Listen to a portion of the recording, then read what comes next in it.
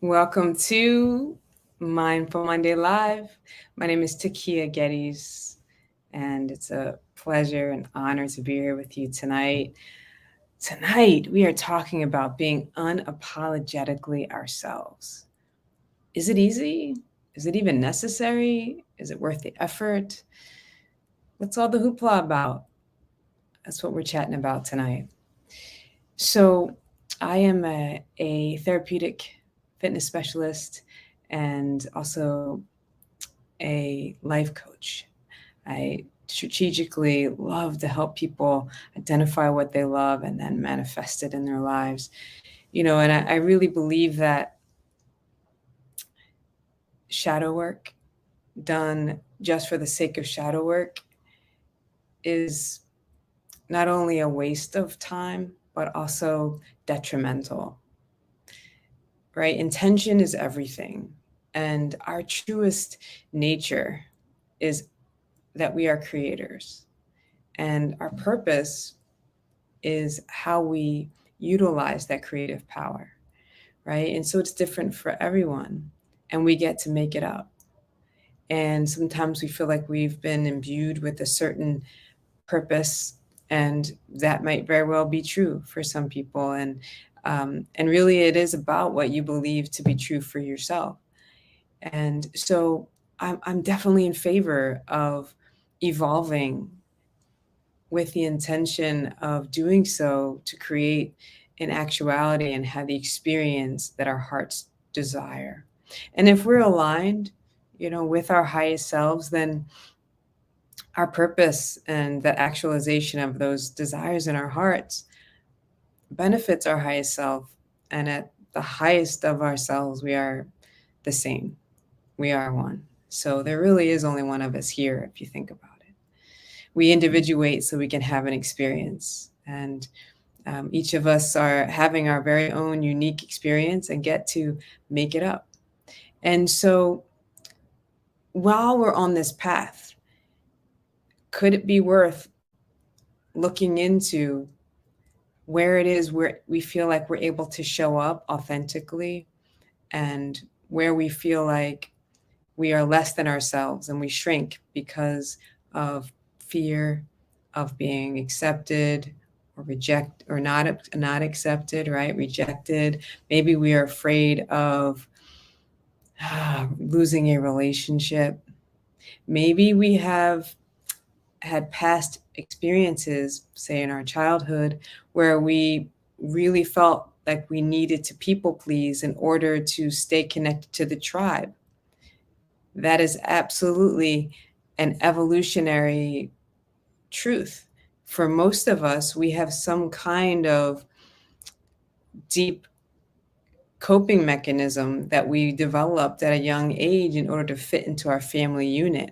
So having stuff or feeling like we are leaned into a specific direction or way of being was developed usually in response to our kind of immediate family situation, and or repeated authoritative kind of overseeing. And the people in our immediate circle that we were constantly relating to, where our safety was in their hands, tended to shape how we developed and what aspects of ourselves came to the forefront. And so, what is being unapologetically ourselves then? And it really does come down to knowing who we are, because how do you be unapologetically you if you're still operating in old patterns that were geared toward keeping you safe? Now that you are no longer a teen or and under the immediate care of someone else telling you what it is that you need to do in order to create a life, and you no longer depend on any other human for your safety, your shelter, right? Your survival needs. We have the opportunity to choose. and decide if the patterns that we developed back then still serve us now. And for me, that's really, the opportunity, right? To really become unapologetically ourselves requires us to know ourselves implicitly. And so, a lot of times, people in the personal development world will tell you that the first thing you need to do in order to make that change is to find out all the things you're afraid of and all the ways it shows up and dig it up. And look, I'm definitely a fan of uncovering what's in the way on and en route, right? On the path en route to what we're creating. And so, if we have fear about not belonging to our tribe or not being accepted, and it's still currently a fear among our peers, with those that we're relating to now as adults, it's worth noticing when those thoughts or emotions that cause that fear to impede your authenticity show up. It's worth noting and then deciding if it's how you want to continue to be. And there are ways, and I'll give you some tonight actually, that you can start to navigate that for yourself. I do think that is a worthwhile endeavor, to notice how we currently are, and if it's in alignment with our current intentions. Like, so if in this case where we're hanging out with friends and people that we want to stay in close connection to, and we're finding that we're not able to be comfortable just being who we are, saying, doing, being with any kind of sense of freedom, then we have to look at what our intention is in that relating. Are we looking to create intimacy and long-term friendships with people? In that case, we need to let them know us. And in that case, we need to first know ourselves. And if those people are trustworthy and people that you really want in your circle, they can also assist, and give you feedback and on the path. So, I touched on, kind of how we develop these coping mechanisms, and I'll touch on really how we can release the energy of our past in later episodes, and because I think it is really important to have a way to let go. Right now, I want to focus tonight on identifying when we're actually in alignment with our intention, and then how we can start to notice how we're being and if it serves us, right? Because even if you want to take the deep dive and let go, there is some uncovering just to loosen the soil around the roots and to give us some breathing room, some space between us and the energy, and us and the thoughts, us and the experiences of the past, in order to allow ourselves to just to notice the kind of creative tension that can be formed between our current reality and our desired reality. There is a space in the middle, there's a gap, there's a reason we don't currently have what it is that we're seeking. And it's this energy of the past kind of in the middle, and it's the boulders and the rocks and the pebbles that have built up over time that are impeding our flow, right? So you know there is a there are several and many as many as there are people paths to evolution, and there are many transformational processes that we can use. And so the first, however, is always going to be awareness. And so this awareness of knowing how we are and who we are, and then also really having an intention and knowing what it is that we're seeking to create. And so I would say that those two things are primary and foundational.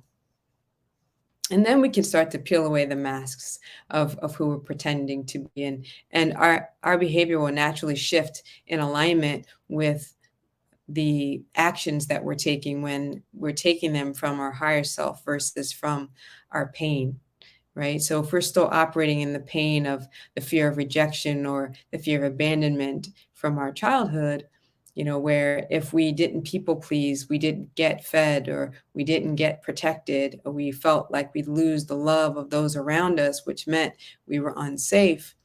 There is that lingering energy, that pattern that actually, if it's not consciously disrupted, will continue to play out. And so it is important for us to become aware of when we're showing up in a way that really serves what we're creating. And that I am a fan of. I'm a fan of shedding light on the shadows when they're impeding us moving forward with our health, with our success, with our genius creations in the world, right? Because the world needs us. It needs us to show up and show up big in our highest selves. And so deep dives in the shadows for the shadow's sake isn't where the action is. It's not where we're going to get results that can actually uplift the world. Where we're going to get them is when we have big visions for what we're seeking to create. And the fact that we want to create something big will always scare us.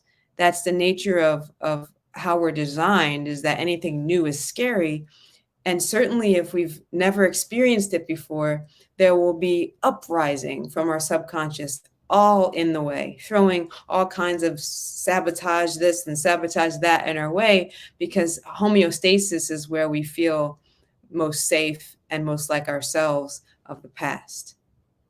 So if we want something different, we actually have to shift into a creative reality that no longer sees ourselves as broken and is able to actually see the possibilities for becoming what it is that we want to create, right? So internally, we represent what we are creating, and that is how we actually begin to actualize it in the 3D world. And so when we're on a path, especially in the beginning, when we're in the beginning of our path of really becoming unapologetic about who we are and how we are, this is when we have established a sense of a foundation for knowing who we are and knowing, how we are. So let's say if we have tendencies to be labeled as too loud or pushy or too intense, or if we talk too much, or if we people please, all of those things were legit and absolutely necessary for a time. And so they're not to be, I think they're to be celebrated, and we should actually thank our former selves for being so intelligent as to create these things that allowed us to survive what we experienced. Thank goodness, for our highest selves creating that. Great, fantastic. Our innate subconscious mind was like, okay, well, there's this threat and we need to do something about it. So let me create this. And it did it. And thank God you're here today because of it. So now we get to reevaluate. So there are a couple of big things we could do. And then at the end, I'll also give you just a list of a way to start, right? So these are possible things you could do, right?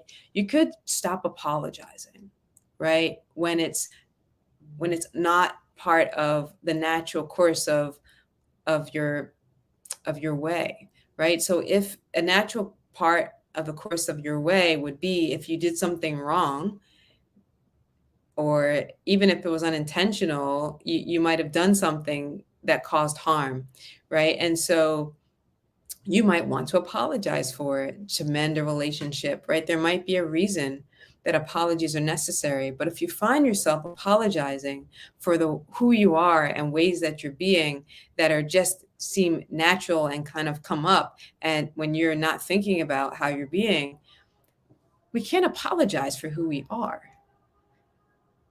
Or we start to cut away at the fabric and chisel away at the foundation of our love for self.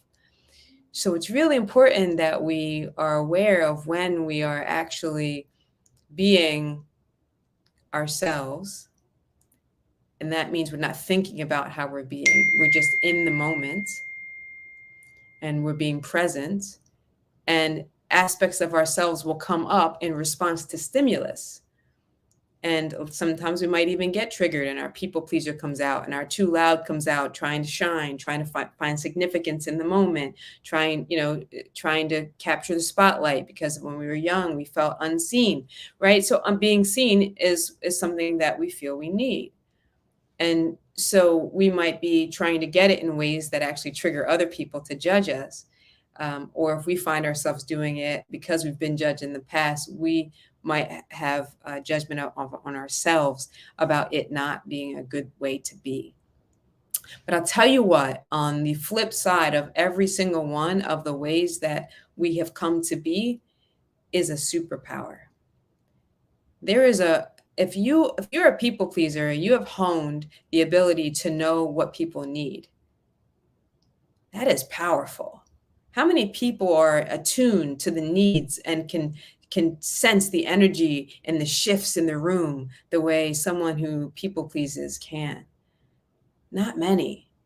So it's really about harnessing the power of the positive aspect of the ways that we've become and utilizing them in support of our genius.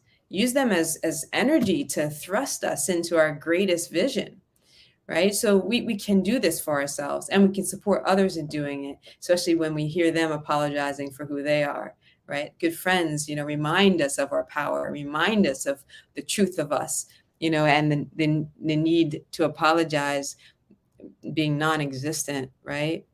And so that's one way we can stop apologizing when it's not necessary, when it's fear driven versus heartfully felt compassionate need to kind of mend a relationship, right? Desire to mend. So we can also notice when we're choosing ourselves or when we're being martyrs and self-sacrificing. We can notice, are we going above and beyond for others and then leaving nothing for ourselves? We can notice when we're withholding the same compassion for ourselves that we give away. We can notice the imbalance of the way that we engage with the world and each other, right? When we notice these things, it gives us power, right? Awareness gives us choice. Choice is power. Another way is we can set boundaries. That this really sets up clear expectations, of ourselves for ourselves and of others for how to show up in our space and if they want certain outcomes, right? So if you want to be in my world, you want to be in close relationship with me, there are certain things that I will accept and certain things that I won't. There are things that I need in order to feel the most like myself.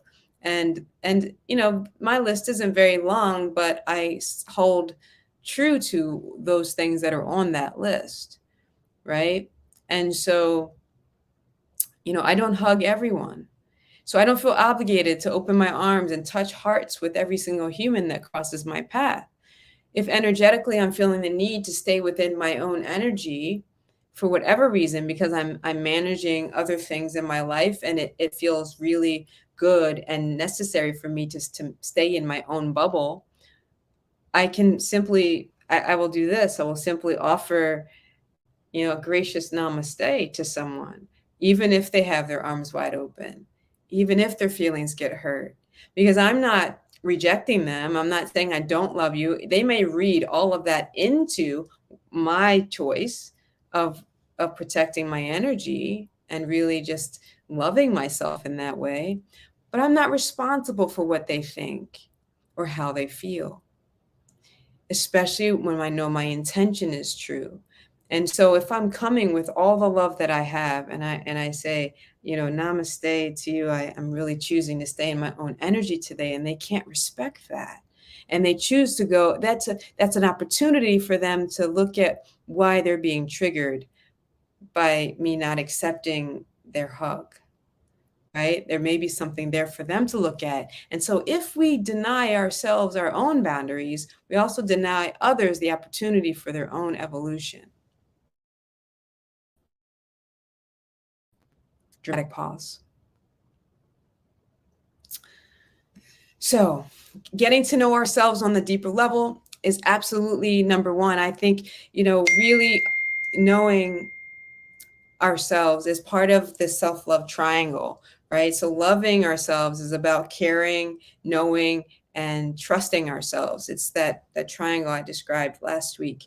It's really important that we have these three very pivotal fulcrums in order to navigate through life. It affects our purview and our relating on a very fundamental level.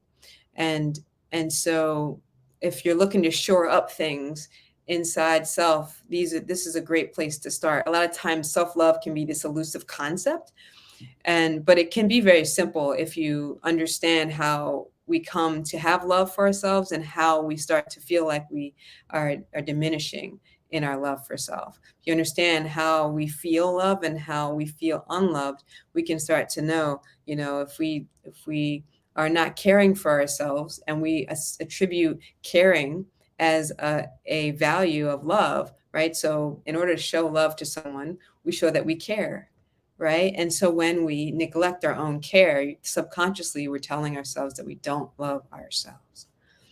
And this is really powerful because it's not necessarily always what you say or what you do, but it can also be what we don't say and what we don't do. Like when we don't stand up for our boundaries and we don't do the things that we know are important for us to have access completely to our wholeness.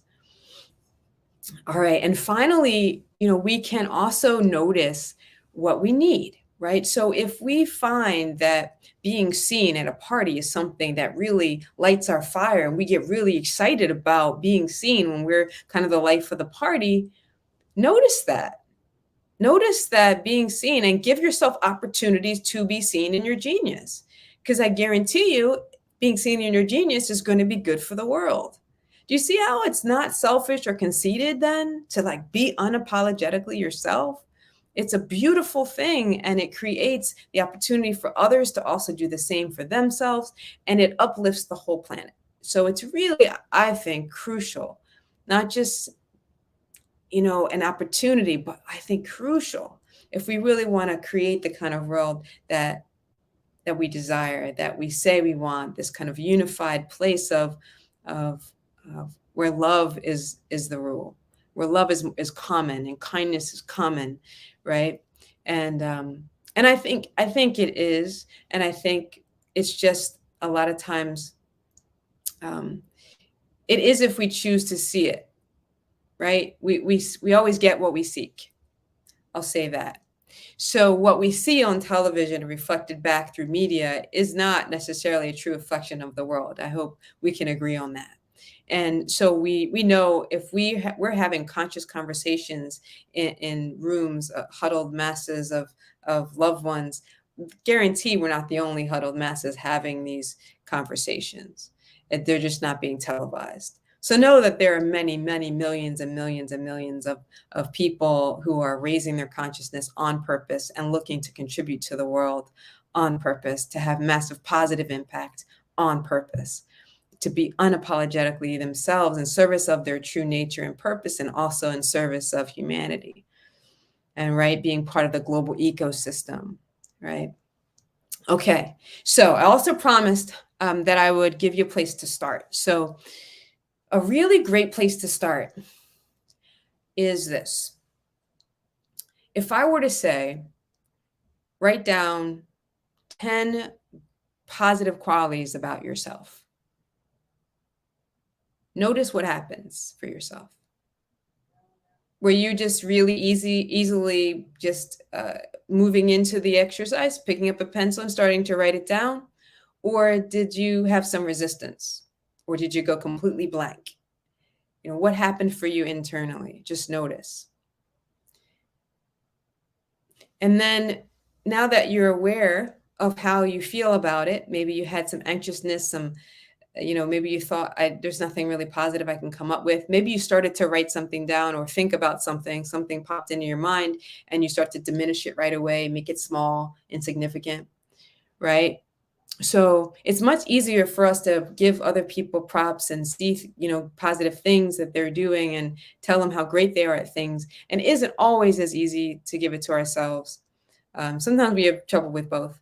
I find that most of the people that I work with, especially, and people that I encounter day to day, also tend to have a difficult time actually completing a list of 100 amazing things about themselves, or even 10 or 5.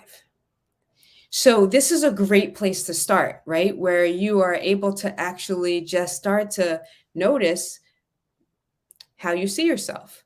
And if you're able to come up with, say, 5 to 10 positive qualities about yourself, you can write them down and just notice how you feel when you're writing them down. Notice the process that happens as you're writing them. And if you're, struggling a little bit, you can ask yourself, what are some characteristics of myself that I enjoy? What are some strengths that I have? What are some talents that I've cultivated? What are the gifts that I have innately? What are some things I've accomplished? What are some achievements, right? And so these are just some lead-ins that can get your juices flowing, and so that you can create a list. Having a list is a really great thing. It's like it's some kryptonite, we don't always feel a specific way, right? Emotions happen 90 seconds, they process, they come through. We have thoughts, they might come through again. If we don't have those same thoughts, we have different emotions, right? So it can be a really great thing to have, even just posted up, the things that you see as valuable about yourself and that you enjoy, that you like, to remind yourself that they exist, right? Because as we're navigating, we're wired to have a negative bias because it's a way of protecting ourselves. It's a way of noticing how we're different from the world so that we can notice when danger is upon us, right? If we were always just melding with what's the same and deleted what was the different, then we couldn't see when something was coming to disrupt us, right? And so it's important. It's a primal mechanism that we have that is meant for safety, right? So it's okay that we have a negative bias. It's just that we can also choose to see all the other things. So there's a balance, right? And then we can choose from a place of power how we want to actually move forward.